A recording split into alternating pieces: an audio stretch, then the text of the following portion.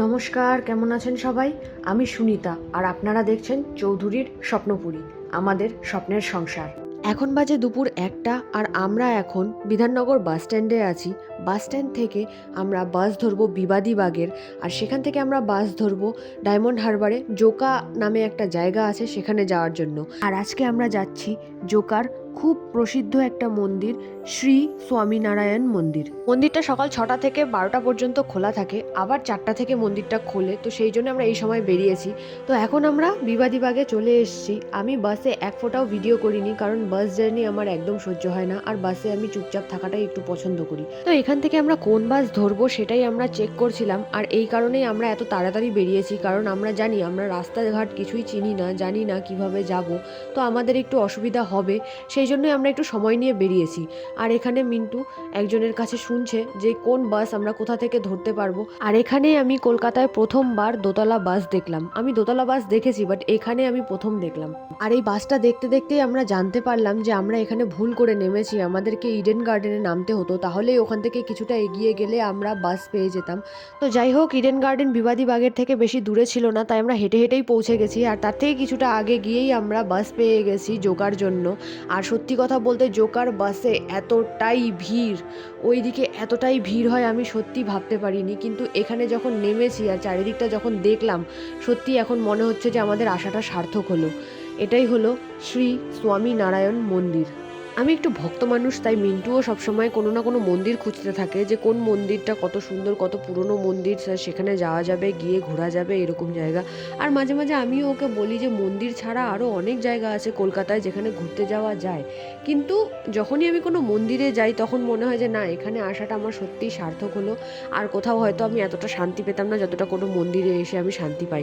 আর সত্যি কথা বলতে ছুটির দিনে আসাটা মনে হয় ভুলই হয়েছে, এখানে এতটা ভিড় হবে আমি একদমই ভাবতে পারিনি।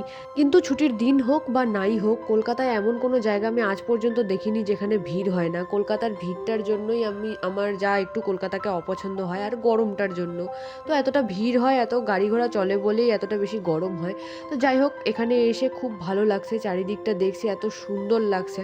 আর জানি না কেন এই মন্দিরটা প্রথমবারে দেখে আমার রাম মন্দিরের মতো মনে হয়েছিল, অনেকটা অনেকটা রাম মন্দিরের ডিজাইনের মতো এখানে আমি দেখছি।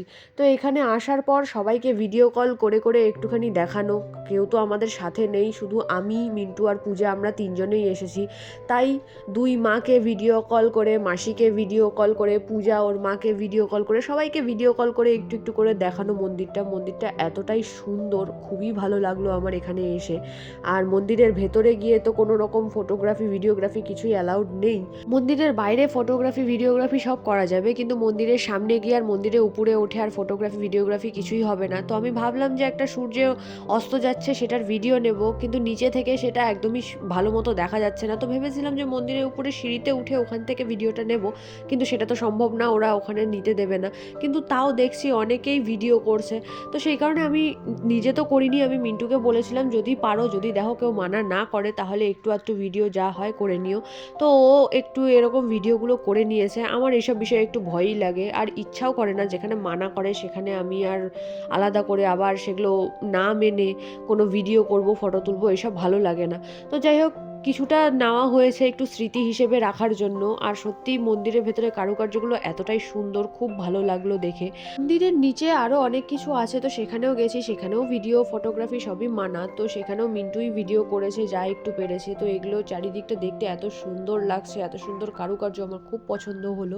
অনেককেই দেখি এখানে ভিডিও করছে, যতই মানা করা হোক আর যতই লিখে রাখা হোক সব জায়গায় যে ফটোগ্রাফি ভিডিওগ্রাফি মানা আছে, তা সত্ত্বেও দেখি কেউ কারোর কথাও শুনছে না, কেউ কোনো লেখাও পড়ছেও না, মানছেও না। তো আমরাই বা কত আর দুধকা ধুলা মানুষ যে আমরা শুনবো। আর সত্যি কথা বলতে এরকম এগুলো ভিডিও কাউকে দেখানোর থেকে আমাদের কাছে বেশি একটু স্মৃতি হিসেবে রাখার জন্য, কারণ হয়তো আর কোনোদিনও আমাদের এইসব জায়গায় ঘোরা হবে না। যতদিন আমরা কলকাতায় আছি সব জায়গায় একবার একবার করে গিয়ে একটু একটু ঘুরে দেখে তারপর চলে যেতে হবে, আর হয়তো আসা হবে না। তো সেই কারণে আমরা একটু স্মৃতি হিসেবে এইসব রাখছি।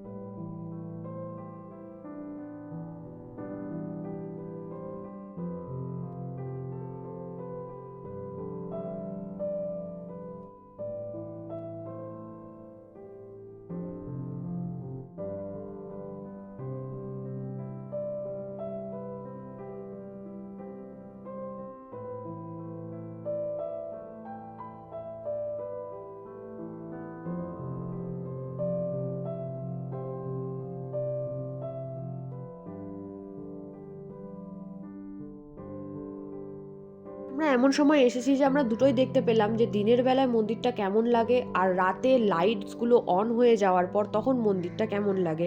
তো দুই রকমভাবেই আমরা দেখে নিলাম। তো এখন সন্ধ্যা হয়ে গেছে, আমরা চারিদিকটা ঘুরে ঘুরে দেখছি, খুব সুন্দর লাগছে, আলোতে আরোই ভালো লাগছে।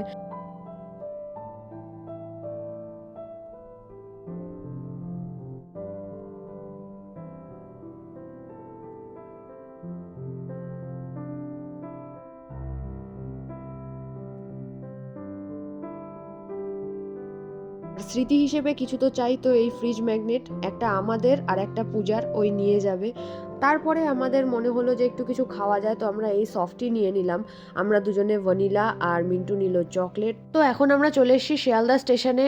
যাওয়ার সময় আমাদেরকে বাস চেঞ্জ করে যেতে হয়েছিল ওখানে, তো ওখান থেকে মন্দিরের সামনে থেকেই সোজা একদম শিয়ালদার বাস পেয়ে গেছি, আর ওখান থেকে সোজা বাস ধরে এখানে চলে এসেছি, আর এখান থেকে ট্রেন ধরে এবার বাড়ি যাব। আজকের মতো ব্লগটা আমি এখানেই শেষ করছি। যদি ভালো লেগে থাকে তাহলে লাইক করবেন, শেয়ার করবেন, কমেন্ট করবেন, আর নতুন নতুন যারা আমার চ্যানেলে এসেছেন তারা অবশ্যই সাবস্ক্রাইব করবেন। তো আজকের ব্লগটি এখানেই শেষ করছি, পরে দেখা হবে আবার নতুন একটি ব্লগের সাথে। ততক্ষণের জন্য টাটা।